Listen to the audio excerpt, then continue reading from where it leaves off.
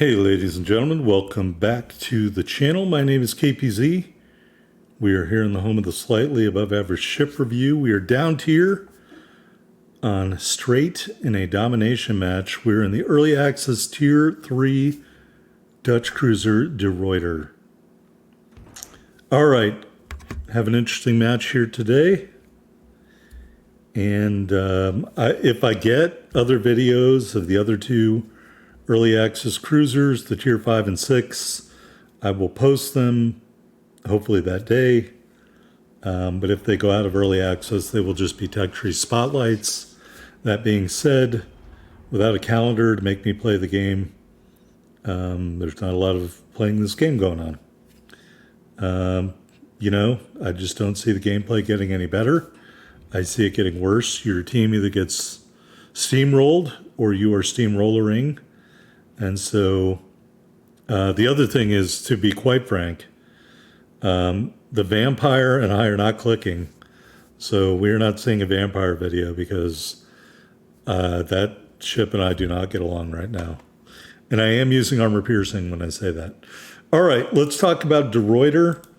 First to wiki.wargaming.net. Max dispersion 119 meters. The HE and AP shell velocity 900 meters per second. The HE shell weight 46 kilos. The AP shell weight 46.7 kilos. We do have some history we're going to get into in a minute. In the De Ruyter, I am using a 16-3 commander, and I'm using not the calendar commander, but the other commander. I just can't remember his name. 4th row skill, that's what it's all about in these gun-only cruisers. All right. The HNLMS De Ruyter was a light cruiser of the Royal Netherlands Navy. She was the 7th ship of the Dutch Navy to be named after the same dude. Get some originality, please. All right. Originally designed as a 5,000 long tons ship. That's 5,080 tons.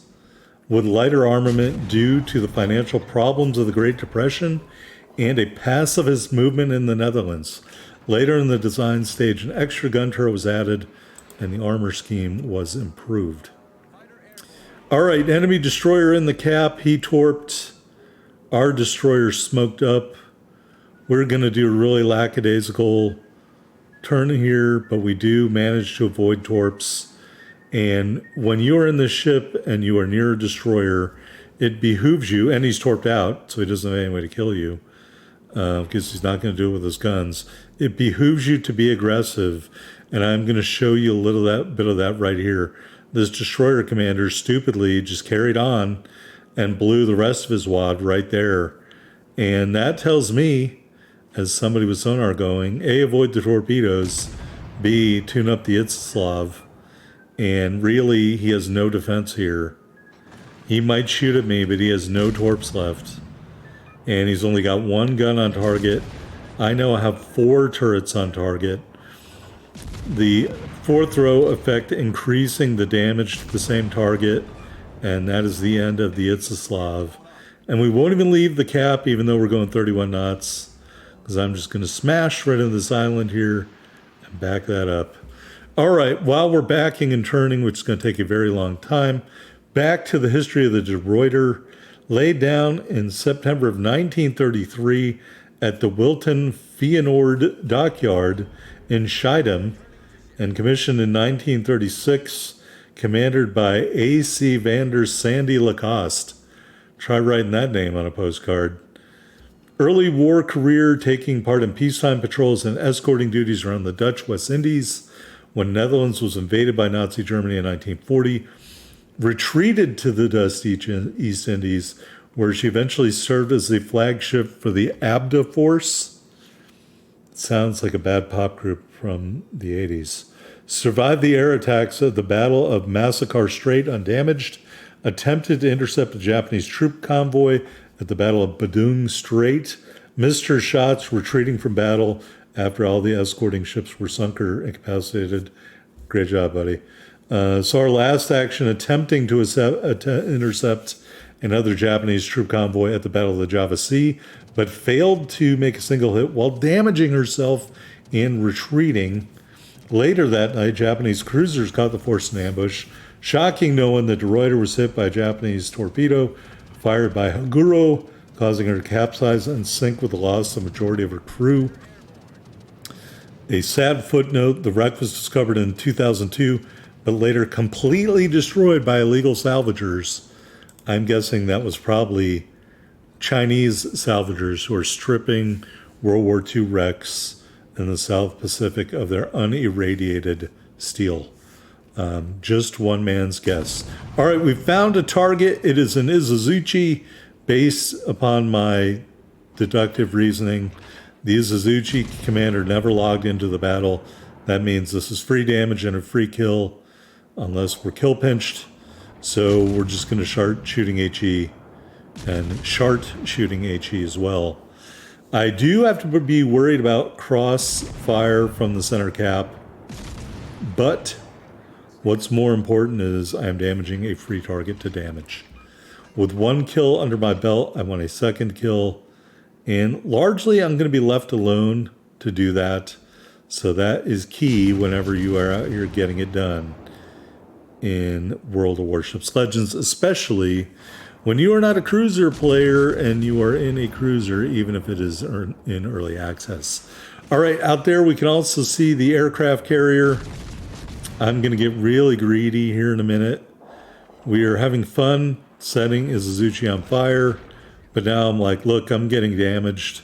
So let's set Hosho on fire too. A little bit of historical damage doing.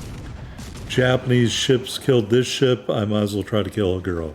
We set them on fire. We're starting to turn away to mitigate the shells coming at us. Some of our teammates are trying to pinch my Izuzuchi kill. That is not going to happen on my watch, if I have anything to say about it. Continuing to fire, set the Izuzuchi on fire again. One more salvo and switching back to Hosho, who stupidly is still within gun range of me and did not drop spot either for whatever reason. Maybe it's a not very ranked up commander. Maybe he doesn't have camo on there. There could be any number of reasons, but I'm going to take advantage of all of them. And now backing and turning, there is a tier 3 battleship in range trying to steal my kill. And I am not going to let that happen as we set Izuzuchi on fire and burn him down. Hosho has now reversed all ahead full. He was backing up before, I guess, and he's charging at the battleship, so it behooves me to keep firing at Hosho. While I do that, I'm going to turn because I'm trying to get more than 3 kills. Hosho set on fire, battleship gets killed. Hosho is all mine. I do have to worry about Phoenix as we set Hosho on fire again. And that is going to be a concern, especially airplanes. But we are continuing to fire on Hosho with little regard for our own safety. Continuing to shoot. Okay accuracy for a ship over 10K away. Not great accuracy in my opinion, but good velocity and low trajectory on these shells. So maybe not the grouping and dispersion, but the velocity and the shell arc I really like. We finish off Hosho and get the duck honk noise. And now Phoenix, we are switching to armor piercing because he's pretty much broadside. We're going to try that out for a little bit. You can see some of those shells super inaccurate right out of the barrel. I got a flyer on turret 3, I think. All right, there's a good hit with a Citadel from 6K away. Doesn't have a lot of health left, and he's going bow on, so we switch back to HE. That's just some good shell switching right there. And now he's just going to burn down. Kill number 4. All right, we are officially on the hunt for a Kraken, ladies and gentlemen. I'm going to admit it's been a little while since I said that on a video here. Wyoming is just too far away. Our gun range, I believe, is 14.1. While we are steaming closer in an attempt to get our 5th kill, I want to tell you guys a little bit of a funny story. I got out of my car today when I got back to the apartment, and I opened the door and I look over at this tree, and it looks like there's a bunch of like moss or lichen growing on the center of the tree. And I'm like, well, that's funny. That wasn't there before. And then I realized that there are something flying around buzzing. We missed that kill. That's not even a Kraken fail yet. I don't think we did any damage to that ship. So one ship left. We're going to try to get a Kraken fail. So yeah, I'm out there and I jump back in my car. I shut the door. I start up. I park as far away as I can. Before I do that, I take a picture. I send it to the leasing office. I'm like, hey, just FYI. But it turns out they were just honeybees. They were just all jacked up because they were moving from one nest to another. The maintenance guy came out and I was like, dude, you got a beehive back there? Let's set that shit up and we can get honey for free. And he was like, I know, man. But he did not have a beehive. All right, anyway, sad story. I am not in love with flying stinging insects except honeybees because they produce honey, which is good for you. It's also antiseptic and something else. It kills germs. It also prevents new germs from forming. That's why you saw Denzel heat some up and put it on his wounds in one of those Equalizer movies. It was used, I think it's also mentioned in Shooter that the French used honey in the Napoleonic War. Thanks, Michael Pena. All right, now that we're done with today's trivia, back to the match. The Derflinger is the last ship on the board. We got 4 kills. We are working on a Kraken. Down tier in the tier 3 to Ruyter. And we are going to start to get within range, folks. And I will not be denied on this day. Or maybe I will be. 16.1. We got another 2 kilometers to go. And I'm not going in a straight line because I want to get all 3 guns on target. So we've got to hold our breath a little bit. I think Derflinger was healing up a little bit right there, which is great. He's shooting HE, which probably isn't great. Although in the New York, I can see that. New York's kind of ish bow on. And the New York is very inaccurate. But more importantly, we are now in range. I see the Derflinger start to take off. And I wanted to avoid these islands over here to my port bow. But that being said, the most important part is the Derflinger is shooting at the New York, who went broadside. Great job, New York. So this is going to be my kill, I think, for the taking. We are heeing a German ship which is prone to he damage, and we set him on fire. 10 fires in this match in De Ruyter, and he is injured, and he's going to take some more damage, and he's finally going to turn bow onto the battleships. And I was kind of holding my breath there, but yes.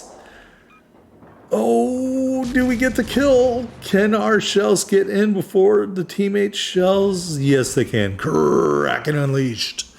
Is it just me, or did they change the art design for the Kraken medal again? They changed the design again, in my opinion. That looks different. Quit changing it. Just go back to the way it was in the beginning. All right, here we are on the victory screen. 80,522 total damage. The Kraken Unleashed medal. I kept that one secret from you guys until the very end. 125 main battery hits, shot down 4 airplanes, 5 kills, 11 fires, 1 Citadel hit, 1 cap defended flag, 1 solo base cap. We ended up with over 190,000 silver, 5,600 ship XP, and over 6,300 commander XP, I think. 1 medal, 5 kills, 24 base XP. That's a wrap on De Ruyter in early access. All right, we are going to go into the port, so you don't have to click away right now. After a brief message from our overlords at Wargaming. Here in the port, let's take a look at the ship. In early access, just 1 upgrade, aiming system mod 1. It is the one I recommend. De Ruyter, fully upgraded, prestiged, all that nonsense. Just HE and AP for damage, no torps, no bombs, no planes, nothing like that. Damage control party, 3 charges of a short-range, long-running sonar, 4 charges of a dubious catapult fighter. All right, we were running the common battle booster for speed. We don't have a regular camo, but we do have the unique Royal Netherlands Navy camo, which looks pretty spiffy. and the 2-year strong flag. Taking a look at the specs, 25,500 hit points, a 10% torpedo damage reduction with our build. We've got an unusual gun layout, 1 individual and 3 twin 150mm rifles, 14.1 kilometer firing range, 7.6 second reload, 18.8 second turn time, HE shells 2150 max damage, 11% fire chance, AP shells 3000 max damage. No secondary guns. On to Ruyter. All right, AA defense. All pretty terrible. You do have 5 individual 40mm Bofors guns. I think they've been nerfed for the purposes of balancing. Just 38 damage per second, a 3.5 kilometer range.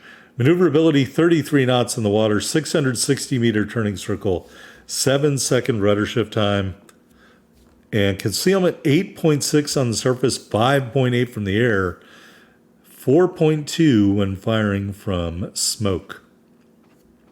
Taking a look at the stats, 19 matches into Ruyter.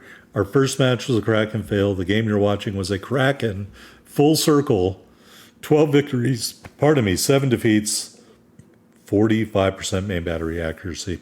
Averaging 1.5 kills per match, 40k damage. The last match you saw was our best match after the first match. So you are seeing it because this is a Kraken-capable cruiser, even in a non-cruiser player's hands. Into the armor viewer, it is above water, possibly turtlebacky behind that first smokestack. Your bow is 13 millimeters, as just about every other cruiser at this tier, if not all of them. Turrets and barbettes, well, the turret faces are sloped, but not really great. And some of the turrets are very lightly armored. The add-on turret, very lightly armored. Auxiliary room armor includes the top half of a 15mm armor belt. The torpedo protection includes the bottom half of the 15mm armor belt. And may that be a lesson to you. All right, all the rest of this stuff that I'm going to click here just catches on fire. All right, that is the armor profile of De Ruyter. All right, here's the look at the commander, newly ranked up, 16-3, Carol Dorman. Base traits, stop at any cost, increases accuracy and damage against cruisers and destroyers, and that's who you should target. Membelli for reload, Kuznetsov for range. In row 1, we went with Ingenious. Row 2, Look at Me Now. Row 3, Sponge. And row 4, the real MVP, Ich, Vol An, Vol Me, which increases the subsequent damage to the same target. And we chose fully packed. That is the De Ruyter in early access and a Kraken for yours truly. Like, comment, subscribe down below. I will see you on the next video.